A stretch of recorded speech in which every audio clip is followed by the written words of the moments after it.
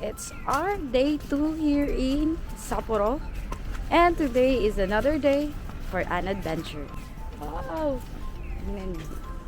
Alam niyo kanina, actually kagabi pa, may heavy snow last night dito sa area namin. Kaya papansin nyo, sobrang yan, kapal ng snow ngayon. Tingnan nyo guys, gaano kakapal ang snow today. Yan. Pero nililinis na nila, halimbawa dito. Yan, wala na. Pero dyan, hindi pa nila nalinisan. So makapal pa talaga. Grabe talaga. Amazing. Tapos yung ganito kasi guys, sobrang dulas. Actually, ilang beses akong nadudulas. Yan. By the way guys, today's itinerary is we will be going to Otaru. So let's go kasi sikat yung Otaru guys, and if you're watching, kita-kita sa yun sa mga place na pinuntahan nila.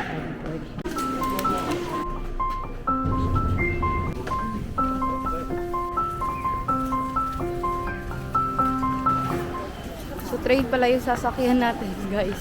Ayan, hanap kami sa labas. Nandito lang pala yung Rapid Airport train going to Otaru. Let's go!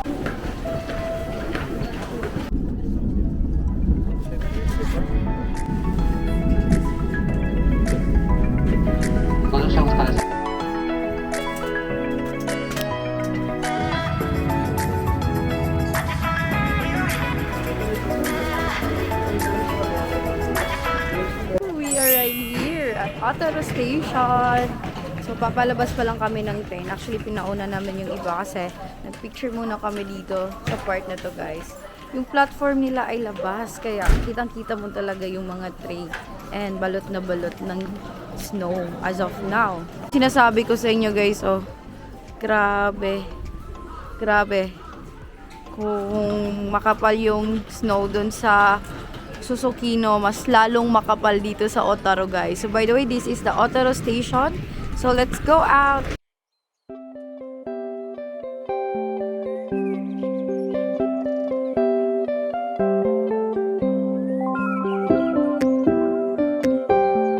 guys, we are finally here at Otaru Station. Nasa labas na kami. Nantay ko lang si Ivan kasi nasa toilet pa siya. So guys, yung nabayaran lang namin ng pamasahe from Sapporo Station going to Otaru Station ay nasa 750 yen lang. Yes, welcome to Otaru. Ang lamig. This is it. Nakita niyo ba yung ano, mga white snow yan guys. It's snowing here at Otaru.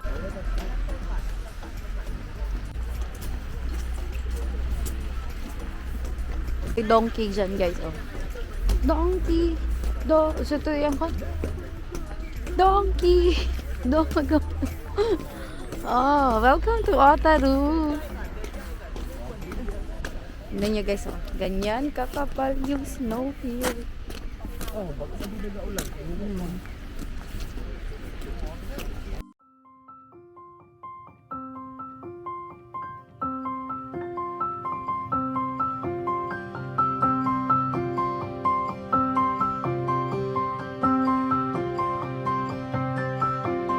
Welcome to Otaru Canal.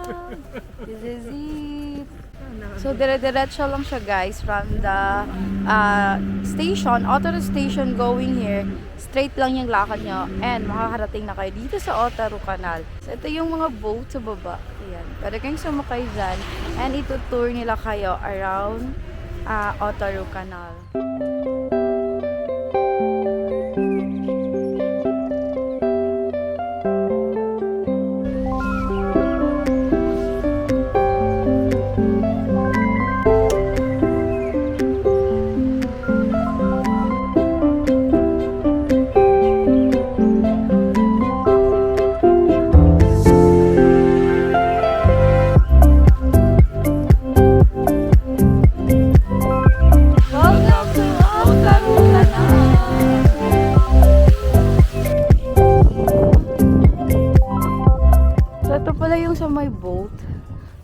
May time schedule sila. Like, alimbawa na to, it's full.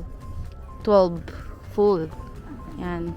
And yung bayad ay 1,800 yen for day cruise. And yung night cruise ay 2,000. Ayan siya. Dito kayo bibili. Tabi lang siya ng Otaru Canal, guys. Tapos na kami mag-picture dun sa Otaru Canal. And eto, lalakad na kami on to our next adventure. Char. Actually, wala naman kami specific itinerary here in Otaru. Yung mga top tourist destinations lang. And then, eto, lakad-lakad lang. Kung ano yung madaanan. Tapos alam nyo ba kanina, grabe, sobrang lakas ng snow. Grabe. As in, like, zero visibility yung sa kabilang street. Grabe talaga, guys. Papakita ko na lang yung video sa inyo, guys. TikTok. Zip. TikTok. TikTok. TikTok. So, tingnan nyo, guys, gaano kakapal. Kataas ng snow. Parang halos tabunan na yung store na yan, guys. Oh, grabe. Grabe as in. So we are here at the other side. Dahil sa view na to, guys. But hanggang dito lang kami. Kasi unfortunately, hindi na kami makapunta dyan banda. Kasi tingnan nyo yung snow. Sobrang kapal. Tingnan nyo. Ganyan siya kalalim. 'Di ba? Baka mabaon ako. Oh, yan. Ang lalim, guys. Grabe. Grabe. Amazing.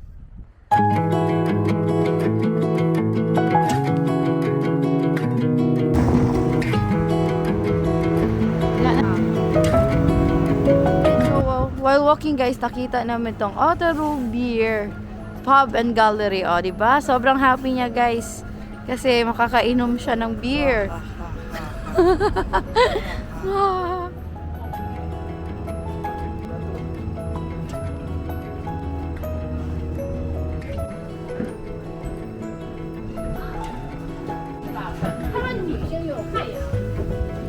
We are inside Otaru Beer. So, ngayon, papunta kami sa second floor kasi may brewery doon. Oh, let's go. So, this is the start of brewery tour course. Ayan. Oh, wow. Wow, just wow. Look at this, guys. Yung sinaunang brewery process pa ata to. Tingnan nyo. Ayan.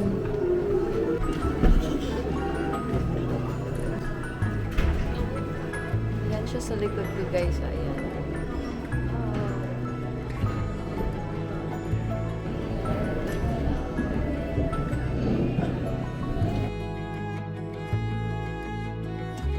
Orders are here. Non-alcoholic yung in-order ko. And then, thank you.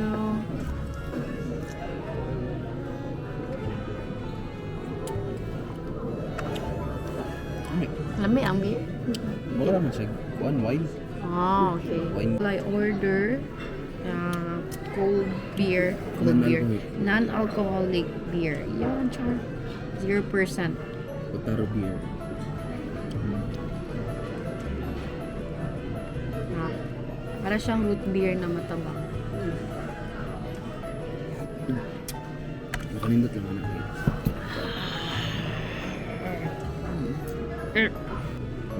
And we are done eating. Andito na kami sa labas actually, guys. And nahanap namin yung Sapporo Music Box Museum. Pero depende kung anong madaanan natin. So yun na lang yung unahin nating puntahan. Oh, dumadami na yung tao, guys. Hapon na, 1 PM na. Ganyan nakarami yung tao ngayon. Napakadulas ng daan, guys. Ilang beses ako napaluhod, char. Grabe yung grabe ang dulas ng daan. So we are here at the museum. Hindi ko pa alam kung ano yung English name niya. So it's like a souvenir shop. So, maraming mga binibentang mga glassware. Tingnan niyo.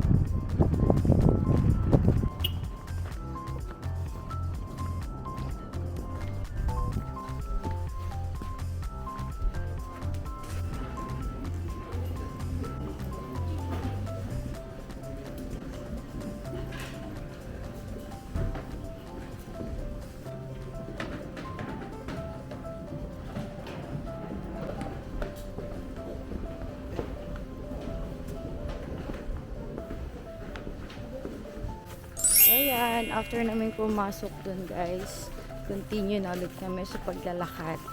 Yeah. This is the street guys, na sobrang daming mga tindahan. Pwede ka mag-shopping dito. Yan yung mga tindahan dito guys. Like grabe. Every corner. Maraming binibentang foods. And all. Especially mga souvenirs guys.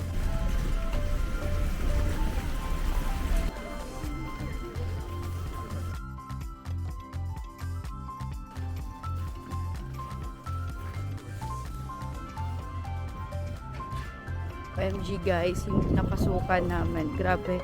Mga music box pala pinagpapalala. So, check ako. Merong Taylor Swift na music. Tapos meron din yung gustong-gusto kong kanta yung First Love. Yan. So, separate pala yung box tsaka yung music. Tapos gustong-gusto ko talaga. So, titingnan muna natin sa museum yung music box museum if marami bang options doon. Ganun din ba yung style? Ganun. Pero if wala or hindi, babalikan natin tong store na to buy the music box. Oh. Oh.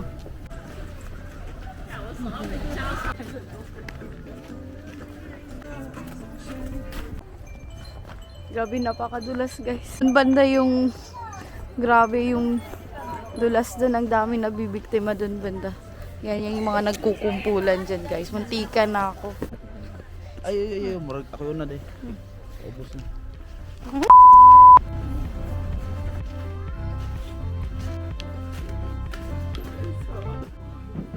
So we are here sa my Hokkaido milk and I'm buying ice cream. Tundohin na natin. Ito yung order ko ay matcha milk which cost around 430 yen. Ayan, tinake out lang namin guys. Kasi malit lang yung store. Ayan siya, Hokkaido milk.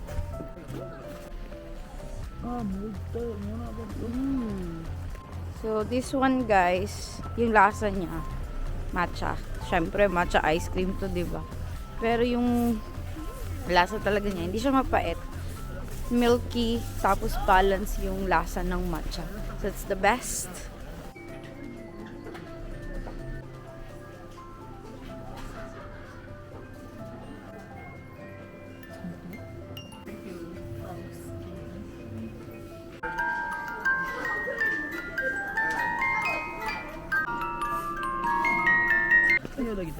Oh my god.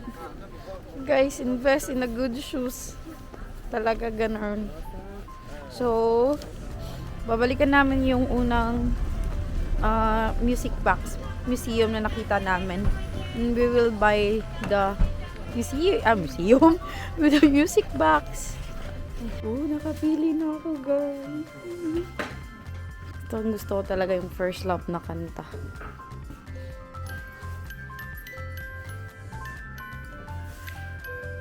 So, pinili ko yung First Love na kanta, guys. Ano?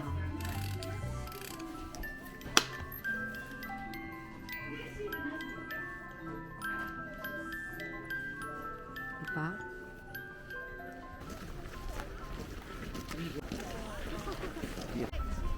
Grabe guys, ang lawak pala ng Sakaimachi Street. So, andito na kami sa my Steam Clock Tower. Yes. And going here was not easy. Kasi yung daanan, ang dulas-dulas ng daanan. Grabe. Daming nabibiktima sa daan. Sana ako dun. So, finally we are here. So, let's see what we can do here. Wow!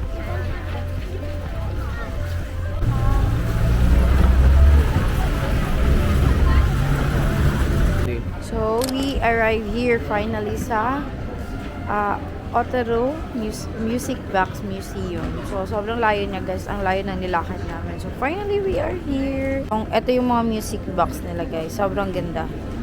Yung lalagyanan ang ganda. So, may price yan siya dyan. Tsaka pa nila ilalagay yung machine. This one, ganito, 7,150 including the music. Ito nang usual lang. Ordinary lang.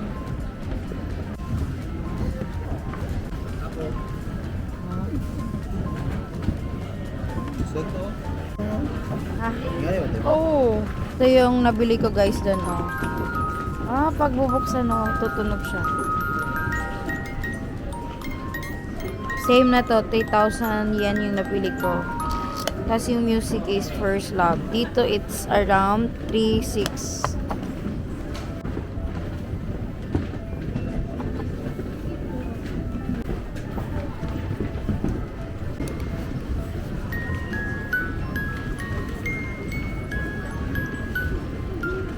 That's the Music Box Museum. And eto, nakalabas na kami guys. Hinin lang na namin since nakabili na kami ng music box earlier. So magaganda yung mga designs nila doon. Yung price, syempre medyo pricey. Pero maganda talaga yung lalagyanan nila. Sa lalagyanan talaga, parang ganun talaga. Thumbs up. Sa music naman, common yung music nila. So, hindi na kami bumili kasi nakabili na kami earlier. Paglabas nyo ng Music Box Museum, ito na agad yung makikita nyo. Itong Hello Kitty Cafe. So, try natin pasukin guys if what's inside the Hello Kitty Cafe.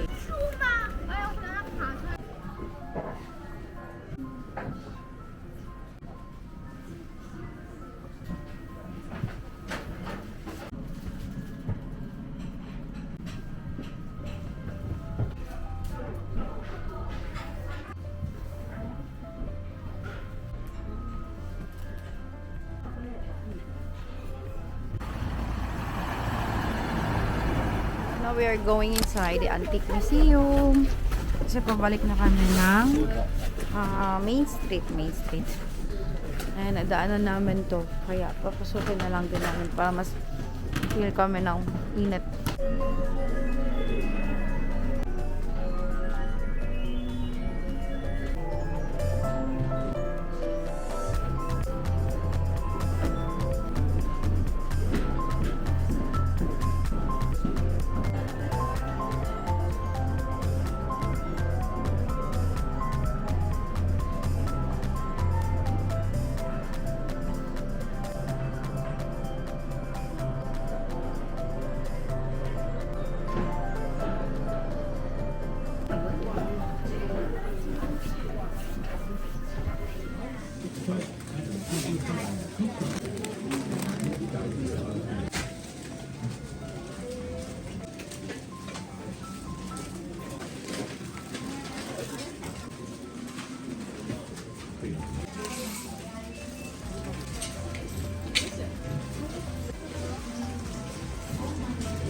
So guys, pumili pala kami nito. Ayan. Hindi ko alam yung pangalan. Pero makikita nyo siya. Ganito yung logo niya. Ayan yung logo niya. So, marami kasi mga turistang bumibili and sold out yung mga products nila. So, napabili na din kami while walking pabalik dun sa JR station. So, since tapos na kaming mag-buy at walakad na ulit,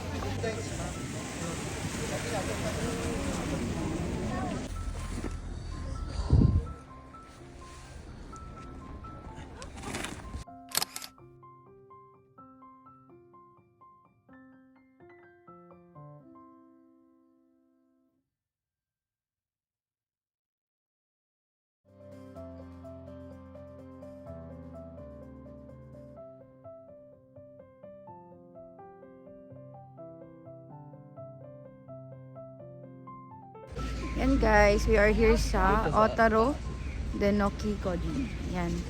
So pumasok kami sa loob and wala kaming nataypan na kainin. Yan. Tsaka ang mahal niya guys. Pero eto, babalik na kami ng station since malayo-layo pa yung lalakarin namin dito. Inikot lang namin siya, tinitingnan namin kung may ramen ba.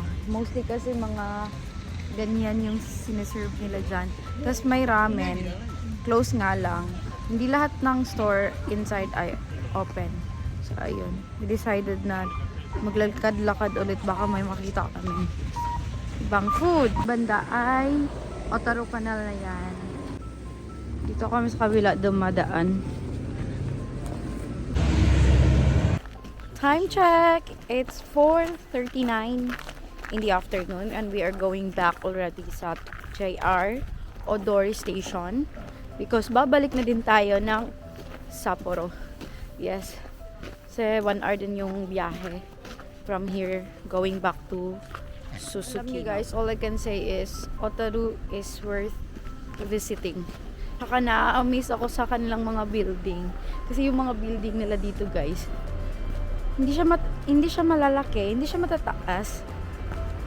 Tapos yung structures niya, gaya niyan. Grabe, pang old style yung vibes nila dito. Gaya niyan guys, o yung building na yan. Mostly mga ganyan yung design dito. Pa-vintage yung design nila.